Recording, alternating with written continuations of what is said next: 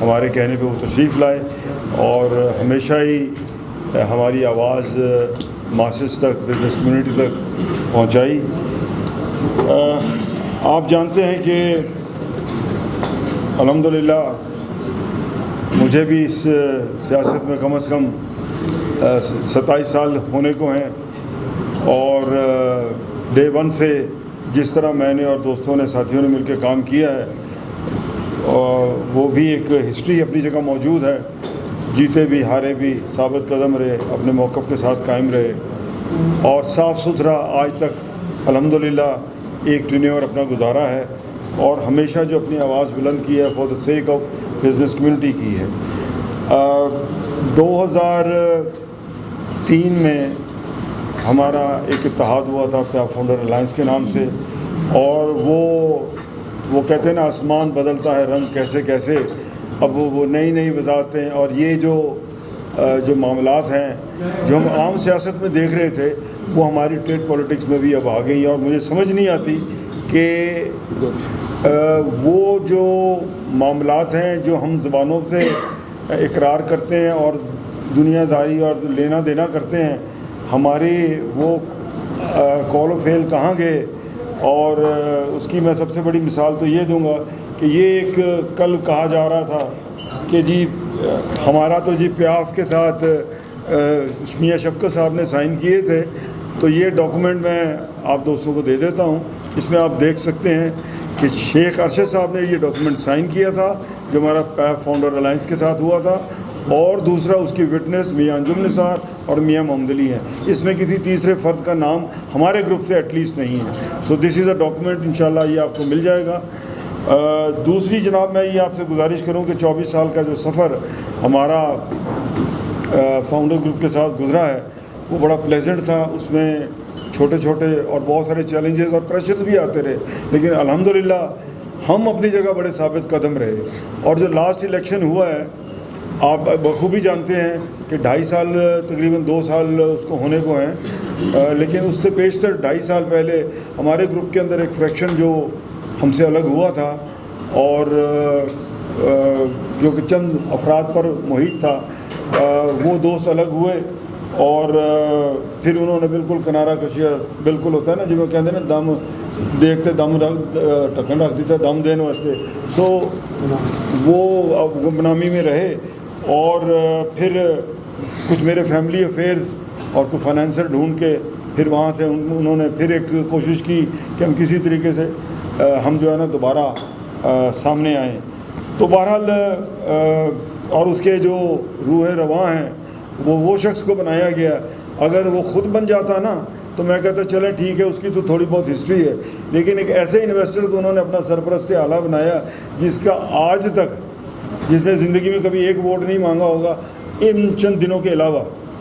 तो आप देखते जाएं आगे क्या क्या समा रंग लाएगा। और जहां तक हमारे अपने अलायंस का ताल्लुक था, इस दफ्तर में इसकी प्याफ फाउंडर अलायंस की इनाग्रेशन ये तकरीबन 10-15 रोज़ पहले होनी थी, लेकिन मैंने ही उनको रोका कि नहीं यार ज़रा हम थोड़ा सा उसको ज़रा अपडेट कर लें, क्योंकि अगले 2-3 महीने रश होगा ज़्यादा, तो ज़रा मुँह मत्था ज़रा ठीक कर लीजिए। तो आप देख रहे हैं कि वो पेंट शेंट के मामला भी चल रहे हैं। और इस दौरान एक गैदरिंग हमने करनी थी बिज़नेस कम्युनिटी की, जो कि हम दोनों ने मिल के करनी थी, उसकी 3 डेटें पोस्टपोन हुई। और आप बखूबी जानते हैं कि हमारा यही फाउंडर ग्रुप जो है प्याफ फाउंडर अलायंस अंजुम निसार के लिए बाज़ार में निकले हुए थे और बाज़ार में बाकायदा शेख आसिफ साहब कंपेन कर रहे थे कि जनाब, और आपको पता है ये शालमी भी गए, ये यहाँ हफीज़ सेंटर भी गए और चंद और मार्केटों में भी गए और अलानिया इन्होंने कहा कि जनाब हम एक हैं, ये हैं, वो हैं। अब क्या हुआ है, रातों रात ये ऑनेस्टली सेइंग अपनी समझ से भी एक बिल्कुल बाला बाला है। ये एक इनऑर्गेनिक एक इत्तेहाद कर रहे हैं और उसमें आपने देखा कि चंद जो हैं फाउंडर ग्रुप के भी चंद अहम शख्सियात उसमें शामिल नहीं थी। कुछ आपने महसूस शायद किया भी हो, क्योंकि विद इन द ग्रुप भी इन्होंने जब कंसेंसस लिया तो सब ने कहा कि हमारा इनके बगैर गुजारा नहीं है और हमारा निज़ाम बिल्कुल ठीक चल रहा है। तो बहरहाल अब ये एक इनऑर्गेनिक इत्तेहाद किया है इन्होंने, और यही सारे दोस्त जो मुझे शिकायतें करते थे कि जनाब एक आपके ग्रुप के जो एक साहब हैं सीनियर, वो जाके ऊपर चैम्बर में बैठ जाते हैं और सारा सारा दिन वो यहाँ से निकलते नहीं हैं, उनका कोई काम धंधा नहीं है और वो इंटरफेयर करते हैं चैम्बर के मामलात में। तो मुझे तो 3 4 5 दफ़ा ये शिकायत उनकी तरफ से आती रही और मैं भी अपने दोस्त को ही रिक्वेस्ट करता रहूँ कि यार हमने एक बंदे को, जब एक अपने ऑफिस बेरर को हमने यहाँ बिठा दिया है तो हमारी इंटरफेरेंस नहीं बनती, लेट हिम ड्राइव। हम अपने घर में बैठ के उसको एडवाइस देना चाहते हैं तो दें, लेकिन कभी डायरेक्ट इन्वॉल्वमेंट ना करें।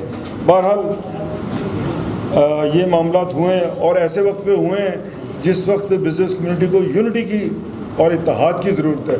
इस वक्त आप देख लें मुल्क में एक बिज़नेस कम्युनिटी के हवाले से, भले वो ताजिर हो, भले वो सनतकार हो, एक्सपोर्टर हो, सारे परेशान हैं। और आप जानते हैं कि ना आप खुल के इंडस्ट्री चला सकते हैं, नई इंडस्ट्री का क्या सोचना। इस वक्त तो पुरानी एग्जिस्टिंग इंडस्ट्री बड़ी तेज़ी से बंद हो रही है और ख़ास तौर पे टेक्सटाइल की इंडस्ट्री। आज जो नारा लेके निकले हुए हैं IPP का, आप दोस्त गवाएं और आप खुद छापते रहे हैं कि मैंने हमेशा बात की है, आज से नहीं 2-3 सालों से मैं कर रहा हूँ कि ये मार्कअप, इसकी कॉस्ट पर हमारे मुल्क में मईशत नहीं चल सकती। इसकी कॉस्ट, आज जो IPPs के जो रेट्स हैं, इसकी कॉस्ट पर हमारी इंडस्ट्री नहीं चल सकती, हमारा एक्सपोर्ट सरवाइव नहीं कर सकता। तो आज ये चंद हजरात जो हैं उनको IPPs याद आ गए हैं, जबकि आधी इंडस्ट्री अपने सेक्टर की बंद करवाएं हैं। खुद मिनिस्टर रहे हैं, उस वक्त तो इन्होंने ये बात नहीं की। आज उनको बिज़नेस कम्युनिटी की हमदर्दियाँ याद आ गई हैं। तो बहरहाल हम तो समझते हैं कि इस बजट में बहुत सारी चीज़ें ऐसी हुई हैं जो बिज़नेस कम्युनिटी के मफादात के ख़िलाफ़ हैं, या एतमाद में नहीं लिया गया या यकमुश्त इतनी सख्ती कर दी गई है कि किसी से वो हज़म नहीं हो पा रही। तो सिस्टम जो है सारी जो है, बिज़नेस कम्युनिटी मुश्किल में है, एक्सपोर्टर मुश्किल में है, इंडस्ट्री मुश्किल में है, हमारा आम ताजिर मुश्किल में है। तो ये मैं नहीं समझता हूँ कि हमारी सियासी गवर्नमेंट की, तो मैं समझते ही बालातर है कि IPPs के जो मुआहदे किए गए हैं, एक तो पहली कैप्टिव जो अपना क्या कहते हैं कैपेसिटी चार्जेस को हम रो रहे हैं और साथ साथ हम पिछले कॉन्ट्रैक्ट्स को रिवाइव भी कर रहे हैं जब उनकी एफिशिएंसी नहीं रही। जब टेक्नोलॉजी पुरानी होगी, 25-25, 30-30 साल वाले प्रोजेक्ट्स की भी हम आज दोबारा तजदीद कर रहे हैं। ये क्या साइंस है ये मुझे नहीं पता। 2100 अरब पिछले साल आपने कैपेसिटी चार्जेस दिए और इस साल इंडस्ट्री क्योंकि बंद हुई है, बहुत सारी इंडस्ट्री सोलर पे गई है, बहुत सारे घर जो हैं वो सोलरों पे चले गए हैं। अब कल की बात है, यहीं गुलबर्ग में ही पीछे एक मेरे दोस्त का, उसने एक टावर बनाया हुआ है, तो उसकी 10वें फ्लोर पर मैं चढ़ा हूँ। तो मैंने जब खिड़की से मैंने कहा चलो जी एक बर्ड व्यू लूँ, तो मुझे तो हर छत पे सूरज की रोशनी जो छत पे ज़रा कम नज़र आई है, वो जो है वो सोलर प्लेट्स ज़्यादा नज़र आई हैं। इट मीन्स कि ये नुकसान मज़ीद बढ़ेगा और ये किस कॉस्ट पे किया जा रहा है। देखें ये IPPs के जो मुआहदे हैं, एक करोला गाड़ी है, उसकी कीमत अगर $20,000 इंटरनेशनली है तो पाकिस्तान में भी $20,000 की इम्पोर्ट होगी। IPPs दुनिया में जो लगते हैं वो तकरीबन $0.8 मिलियन पर मेगावाट लगते हैं। पाकिस्तान में ये 1.5 से 2 मिलियन डॉलर पे क्यों लगे हैं पर मेगावाट? नंबर 1। नंबर 2, आपने इतनी, जब आपके पास इतनी कैपेसिटी नहीं थी, एक प्लान होता है जब आप यूटिलाइजेशन सामने हो तो आप ग्रेजुअली फेजेस में चीज़ों को आगे बढ़ाते हैं। तो आपने यकमुश्त इतने पावर प्लांट लगा दिए जो कि आज हमारे लिए अज़ाब जान बन गए हैं। पहले कहा जाता था कि बिजली नहीं है तो अज़ाब है, अब बिजली है तो उसका इस्तेमाल अज़ाब है। तो हमें किस मुश्किल में डाल दिया गया है। अक्सर ये कहा जाता है कि सब्सिडी मांगते हैं, बिज़नेस कम्युनिटी सब्सिडी नहीं मांगती।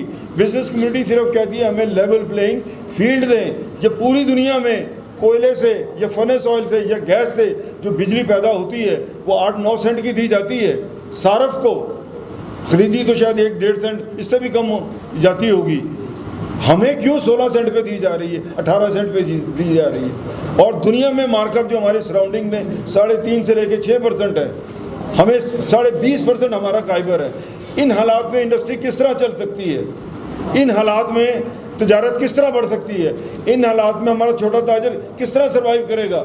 और अगर आपने कोई टैक्सेस लगाने भी हैं तो बदतरीज लगाएं, एतमाद में करके लगाएं, ना कि आपने इम्पोज कर देने हैं पहले और बाद में एतमाद में लेना है। तो मैं समझता हूँ कि गवर्नमेंट के पार्ट पर भी ये बिज़नेस कम्युनिटी के साथ सख्त नाइंसाफ़ी है। हम अपनी बिजनेस कम्युनिटी के साथ खड़े हैं और ये जो IPPs का जो राग लोग आज अलाप रहे हैं, मैं तो 3 साल से, अगर मैं अपने पिछले रिकॉर्ड निकालूं तो कम से कम 3 सालों से मैं चीख रहा हूं। और ये जो मैंने कहा, जो पिछला हम 2100 अरब हमने कैपेसिटी चार्जेस दिए हैं, अगले सालों में शायद 2500-2600 हों। अरब, करोड़ नहीं, अरब। हमारी मईशत में इतना बोझ ये बर्दाश्त ही नहीं कर सकती। इसका वाहिद हल एक ही है कि इनके जिन्होंने इनका फोरेंसिक ऑडिट हो और जिन्होंने गड़बड़ें की हुई हैं उनको कैफरे के दार तक पहुंचाए। बिजनेस कम्युनिटी को, पूरी मईशत को इस तरह दाव पे नहीं लगाया जा सकता। तो गवर्नमेंट होश के नाखुन ले। हमारी 25 करोड़ आवाम की तरफ देखना है, मुल्क की तरफ देखना है, या चंद सरमाएदारों की तरफ देखना है। तो ये जो मामलात हैं, ये और जिन्होंने ये गलत किए हैं और उजरत में किए हैं, वो भी इस चीज़ के जवाब दें कि ये क्यों इस तरह हुआ है, क्यों इन्होंने अंधाधुंध इस किस्म के प्रोजेक्ट्स जो हैं अनाउंस किए हैं और पूरी मईशत को डुबो कर रख दिया है। कौन परेशान नहीं है? आज देख लें आप, $11 बिलियन आपके दुबई में पाकिस्तानियों ने इन्वेस्ट किए हैं। बेयकीनी है, लोगों में अदम तहफ़्फ़ुज़ का शिकार हैं। किसी ने पूछा उनसे कि भाई ये $11 बिलियन आपने कहाँ से इन्वेस्ट कर दिए? क्योंकि माशाल्लाह सारे इस गंगा में सारों के हाथ जो हैं वो धुले हुए हैं। तो इस तरह तो मुल्क की मईशत आगे नहीं बढ़ सकती। ये तो बेयकीनी। और आज कल मुझे एक साहब कह रहे थे, इतने पासपोर्ट पिछले 5 सालों में नहीं बने होंगे जो इन 6 महीने में या 8 महीनों में बने हैं। और लाइनें लगी हुई हैं, हर बंदा कहता है निकले निकले निकले। ये उम्मीद दे रहे हैं बिजनेस कम्युनिटी को। अगर ऐसे हालात होंगे तो हर बंदा सोचेगा। उम्मीद दें और चीज़ों को कंट्रोल में लाएं, कॉस्ट ऑफ डूइंग बिजनेस को कंट्रोल में लाएं, ताकि मईशत के मामला चलें। इंशाअल्लाह आज आप देख लें, अल्हम्दुलिल्लाह हमारे जितने भी कैंडिडेट्स हैं सारे यहाँ मौजूद हैं। स्टार्टिंग फ्रॉम हाल रोड से हमारे हैं जी आमिर साहब, और फिर उनके साथ शेख फयाज साहब हैं, ही इज़ फ्रॉम गुलबर्ग। उनके साथ एहसन शाहिद साहब हैं, he is from Anarkali and आबकारी रोड। फिर है जनाब राना निसार साहब, इनका ताल्लुक शालवी से है। ये जनाब आद अमीन साहब बैठे हैं, इनका ताल्लुक गंपत रोड उर्दू मार्केट से है। फिर मियाँ अबूदर शाद साहब हैं, इनका ताल्लुक कोट लखपत से है। फ़हीमुर रहमान साहब हैं, ये भी हमारे इंशाल्लाह कैंडिडेट होंगे, ही इज़ चेयरमैन प्याफ। इनका ताल्लुक सर्कुलर रोड और चैम्बरलैंड रोड से है। फिर जनाब उमर फारूक साहब, इनका ताल्लुक सुंदर से है। फिर जनाब सलीमी साहब हैं, इनका ताल्लुक जो है वो रिटेल चेन स्टोर जो हैं रेनबो के सरा नाम से उन है।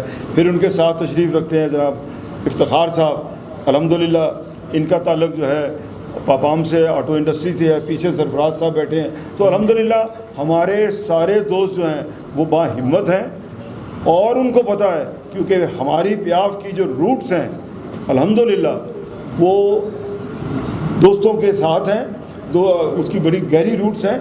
और हम दामे दुखने सुखने हमारी सारी टीम हर जगह, मुश्किल के में, खुशी में, गमी में, हर जगह पहुँचे होते हैं। तो इंशाल्लाह हमें इन ऑर्गेनिक अलायंस से कोई डर नहीं है। इंशाल्लाह आप देखेंगे कि we have an alliance with progressive group, और इंशाल्लाह और भी आप मामला आप मज़ीद आगे देखेंगे। बहुत सारे दोस्त इसमें शामिल होंगे और हमें किसी का खौफ नहीं है। हम ड्राइंग रूम पॉलिटिक्स करने वाले लोग हैं ही नहीं। हम डाउन टू अर्थ लोग हैं और हमारी रूट्स मासेस में हैं। और इंशाल्लाह ताजिर कम्युनिटी देख रही है कि ये जो लोग जो हैं, जो गिरगिट की तरह जो रंग बदल रहे हैं, और इनके आप रंग देखते जाएंगे, ये ड्राइंग रूम पॉलिटिक्स वाले लोग हैं। इंशाल्लाह अल्लाह ने चाहा तो हम ये जो है ना, ये क्लबों वाले लोग हैं और ड्राइंग रूम पॉलिटिक्स करने वाले लोग हैं। हम तो हर लम्हे गमी खुशी में, हर लम्हे बिज़नेस कम्युनिटी के साथ होते हैं, उनके इश्यूज़ के साथ साथ होते हैं। तो इंशाल्लाह अनकरीब हम प्याफ की एक जो है एग्जीक्यूटिव कमेटी की मीटिंग बुला रहे हैं, और आप में इंशाल्लाह उसमें भी देख लेंगे कि रियल प्याफ क्या है। चंद बड़ों के नाम है या ये जो आम जो हमारे 150-60 बंदा है, ये प्याफ है। तो आप देख लेंगे असल तो रूट्स। असल देखें होता क्या है, शाम को डब्बा खुलता है जी, अंजुम निसार प्याफ जीत गया जी। तो भाई मैं कितों जीत गया? कोई 50 लाया, कोई 20 लाया, कोई 30 लाया, यही 150 बंदा है। और दोस्त है हमारी बिजनेस कम्युनिटी है जो एतमाद करती है, यही लाते हैं 25-50-100 करके वोट ले आते, शाम को पता लगता है प्याफ जीत गई। तो ये अंजुम निसार की स्ट्रेंथ नहीं है, अंजुम निसार अकेला नहीं है, उसके पीछे ये स्ट्रेंथ है। अल्हम्दुलिल्लाह हमारे प्रोग्रेसिव वाले दोस्त हैं, यहाँ तशरीफ रखते हैं। Subscribe to our channel by clicking the subscribe button. Click the bell button and enjoy the latest uploads from our channel. Like, share, subscribe Lahore City News.